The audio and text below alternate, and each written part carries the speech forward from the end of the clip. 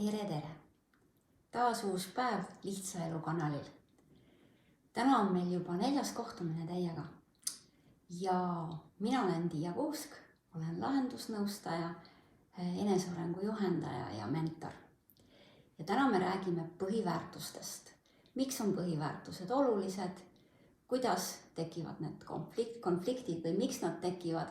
Ja kas on siis vajaduskonflikt või väärtuskonflikt?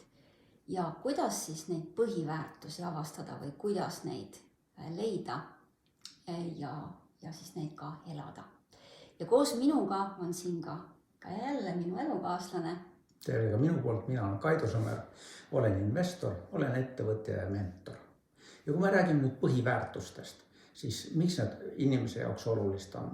On see, et meil on inimestena 2 tüüpi konfliktid. Ühed on vajaduskonfliktid ja teised on väärtuskonfliktid.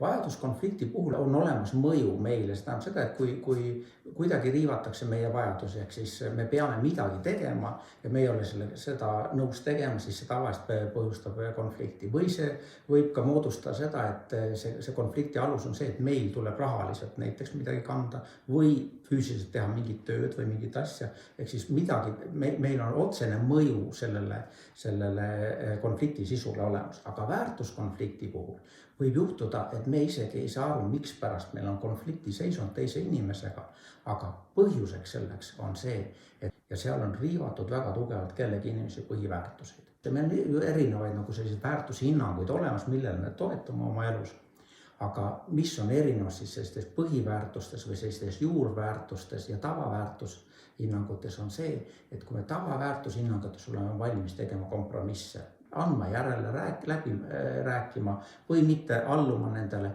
siis põhiväärtuste puhul on konflikt väga kerge tulema. Ja me mõnikord ei saa isegi aru, kuidas automaatselt reageerib meie sees. Ja selleks, et me saaksime aru, millised on meie põhiväärtused, tuleks meil need välja selgitada.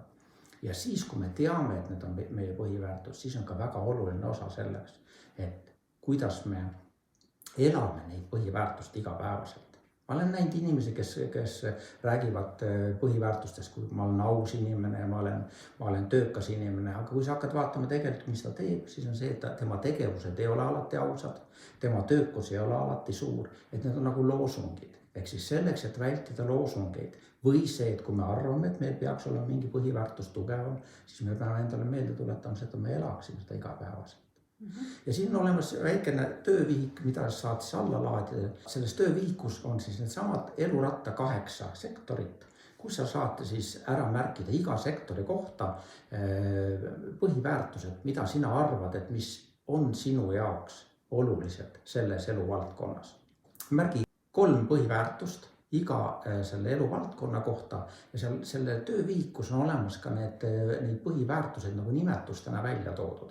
Ja oluline oleks võib-olla see, et sa alguses täidad selle töövihiku nende väärtushinnangutega ära enda nägemust järgi ja siis vaatad korra üle selle nimekirjast. Mõnikord on niimoodi, et sa ei leia õiget sõna, mis kirjeldab seda väärtust, mis selles valdkonnas tegelikult sinu jaoks oluline on.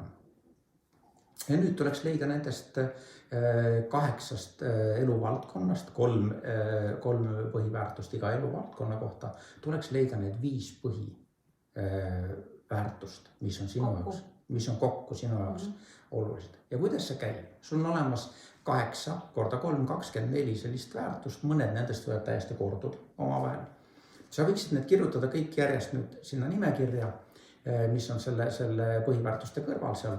Ja nüüd sa võid hakata vaatlema ja võrdlema neid omavahel selleks, et leida, milline on sinu jaoks kõige tugevamad 5 põhiväärtust. Ja seda tehakse niimoodi. Sa võtad esimese põhiväärtuse, võrdled teisega. Esimene on endiselt tugevam kui teine. Võtad esimese väärtuse, võrdled 3. Esimene on tugevam, võrdled 4. 4. on tegelikult tugevam kui esimene.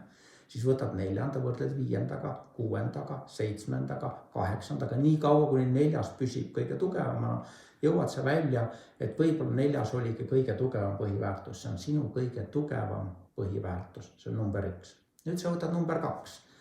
sa võtsid esimese väärtuse, jõudsid välja 4. ehk siis esimene väärtus oli tugevam kui 4. Võrdled esimest väärtust 5., 6., nii kaua kuni number 1 püsib sul kõige tugevamana, on see sinnani kõige tugevam väärtus. Liigud edasi, kui sa leiad mõne tugevama sealt, mis on number 1 tugevam, siis sa võtad selle ja hakkad võrdlema sealt allapoole minevate numbritega, saad kätte siis oma number 2 põhiväärtuse. Ja niimoodi tehes ära jõuad sa välja 5 põhiväärtuseni. Ja kui sa vaatad seda 5, siis seda 5 on igapäevaselt natukene võib-olla raske elada. Aga kui sa võtad nendest 3 esimest, siis need 3 esimest on sellised juurväärtused, mille puhul sina arvatavasti kompromisse teha ei taha. Ja kui sa neid teadvustad ja tead neid, siis on ka väga selge, et sa näed ära, kus koha peal sinu konflikti olukord on. Ja kui sa võtad nüüd kõik sellised olukord, kus sa oled kellegi konflikti sattunud ja hakkad vaatama, kas seal riivati sinu põhiväärtusi. Kui see ei ole vajaduse konflikt, siis arvatavasti riivas keegi otseselt sinu põhiväärtusi. No see võib olla ausus, keegi sõitis seal mingisuguse petturlusega üle, see võis olla ebaõiglus, keegi tuli ja käitus sinu suhtes ebaõiglaselt, eks. Et need on niisugused asjad, kus sa näed koheselt, kus koha peal on konfliktid. Ja need konfliktid on nii pere, sõprade, vanemate kui ka siis töökeskkonnaga.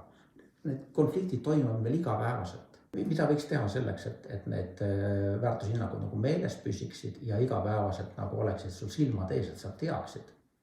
See on igal ühel ilmselt erinev, kes võib-olla armastab vaadata mobiilist midagi, võib-olla mõnele meeldib just paberi peale kirjutada ja panna selle kuskile nähtavale kohale ja mõnele meeldib veel hoopis kuidagi joonistada need piltidena, et igal ühel on see hästi erinev. Aga teegi sina nii nagu sulle meeldib ja nii, et ta sinu jaoks töötaks. Ja võib-olla veel omalt poolt lisaks siia juurde veel, et Kaido ütles, et kui tuleb see väärtuskonflikt ja keegi näiteks, sa tunned, et keegi on näiteks olnud sinu suhtes ebaõiglane või ebaaus või midagi sellist, siis ma tooksin siia juurde ühe väikese aspekti veel, et välismaailm peegeldab alati sinu sisemaailma. Ja mõnikord võib olla see olukord, sul tuleb näitama hoopis seda, et on hea küsida, et aga kus ma ise samamoodi teen. Et võib-olla see olukord tuleb sulle näitama, et sa ei elagi võib-olla mingis aspektis oma põhiväärtust. Et kui näiteks tegu on näiteks ebaaususega, siis küsida, aga kus ma ise samamoodi olen ebaaus või kus ma ise valetan endale. Ja tihtipeale võib see olla need olukorrad, kus sa ei tule isegi selle peale, et sa valetad endale.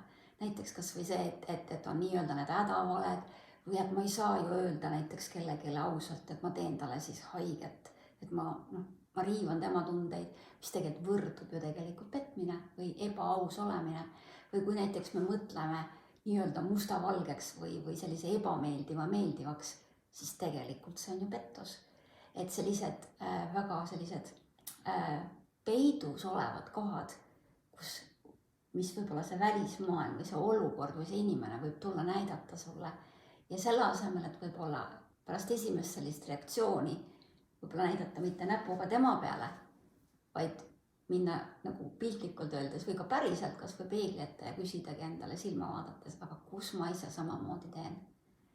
Ja see võib olla üllatus sulle, kui sa märkad, et ohoo, jaa, ma olengi endaga ka näiteks täielikult ebaaus või mingi siis situatsioon, mis tuleb sulle näitama. No, ja just nimelt nii nagu Tiia ütles, et olukord on väga tihti sellist, kus meie väärtushinnanguid riivatakse, me lähme konflikti seisundis, saame kannatada selles, aga me tegelikult ise käitume täpselt samamoodi teiste inimestega. Või siis iseendaga. Et väga tihti on see, et vaata, et sa ise ei sõidaks oma enda väärtushinnangutest üle. Ehk iseendale ei teeks seda, mida sa ei taha, et teised sulle teeksid või sina teistele teeksid. Minu soovitus selleks, et elada neid põhiväärtuseid, võta need 3 tükki ja pane endale, mobiilis on olemas kalender, pane endale näiteks 2 korda päevas kalendrisse need 3 sõna sinna nagu kalendrimärkmeks ja pane talle kordaja peale, et iga päev näiteks kell 11 tuletab sulle kalendrimärkmena selle meelde, seda kerkib esile ja see iga päev näeb. Võib-olla kui sul kalender natuke tihedamini täis, pane 11.05, sest 11 on näiteks koosolekute aeg, et siis ta lihtsalt kaob ära selle koosoleku teate taha. Aga kui sa paned 11.05, siis ta tuleb sul meelde tuletama näiteks 15 minutit varem või samal ajal, siis ta tuleb sel ajal sul meelde, et sa vaatad sinna peale ja korraks paned tähelepanu selle, kas ma selles hetkes elan kõiki neid põhiväärtuseid, mida ma ise kõige tugevamini väärtustan, millega ma kõige tugevamalt ise konflikti satun. Ja siis vaatad, mida sa pead tegema selleks, et neid väärtusi elada. Ja pane mingi teine näiteks sinna, kas siis koju jõudmise ajaks 18.05 ja pane need meel tuleta niimoodi, ta kordab seda iga päev. Ja teatud aja möödudes toob see sind tagasi kogu aeg nagu reaalsuses selles, et aga mis on minu põhiväärtused, mida ma elan ja kas ma elan neid tegelikult täiega. Ja kui ei ela, siis see ei tähenda seda, et midagi halvasti on, vaid siis tuleb vaata, et võib-olla sinu põhiväärtused on hoopis midagi muud, et lihtsalt need ümber vahetada või välja vahetada. Et ei pea olema ilmtingimata, et kogu aeg on ühed ja samad põhiväärtused. Elu jooksul või aja jooksul need põhiväärtused võivad muutuda vastavalt meie elusituatsioonidele, vastavalt meie arengule, vastavalt meie kasvamisele. Ja vastavalt selle, kuidas me lõpuks areneme ja näeme, mida me tahame üldse. Et see on täiesti elu jooksul kordudes võid teha seda põhiväärtuste töövihikut täita ja vaadata seda, et mis need on ja millist muutust on toimunud.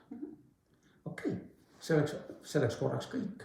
Et meie siis kodutööks jääb see, et sa laed alla selle töövihiku, täidad selle ära, leiad oma põhiväärtused ja paned endal mingid märkmed või mingid meeldetuletajad või joonistad ilusa värvilise pildi oma põhiväärtustest ja paned selle kuskil silmaga nähtavasse kohta üles.